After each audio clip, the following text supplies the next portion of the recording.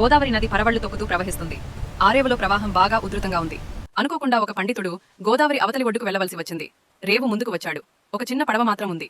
పండితుడు ఒక నిమిషం ఆగి పడవ దగ్గరకు వెళ్లి అవతలి ఒడ్డుకు వస్తావా అని అడిగాడు.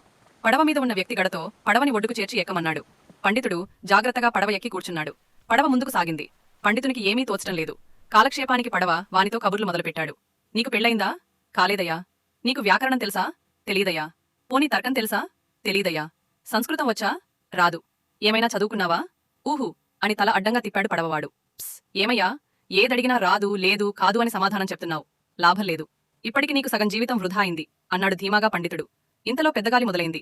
నది అలలు ఎగిరిపడుతున్నాయి. పడవ అటూ ఇటూ ఊగసాగింది. పండితుడు ప్రాణాలు బిగబట్టి ఉన్నాడు. పెద్ద వర్షం మొదలైంది. దాంతో గుండె ఆగినంత పనైంది. పడవవాడు ధైర్యంగా, ఏ భయము లేకుండా నిదానంగా పడవ నడుపుతున్నాడు. అలలు పెద్దవై పడవ బాగా ఊగుతున్నది. పండితుడు భయంతో, నీకు భయం వేయటం లేదా? లేదు. తల అడ్డంగా ఊపాడు. పడవ అటూ ఇటూ ఊగుతున్నది. మునిగిపోతుందేమో అన్నాడు. ఏం ఫర్వాలేదు అన్నాడు పడవవాడు. అదేంటి, పడవ మునిగితే మనం కూడా మునిగిపోతాం కదా అన్నాడు పండితుడు వణికిపోతూ. పండితుడు ఎందుకు భయపడుతున్నాడో పడవవానికి అర్థమైంది. అయ్యా, మీరు చిన్నప్పుడు సంస్కృతం వ్యాకరణం చదువుకున్నారు.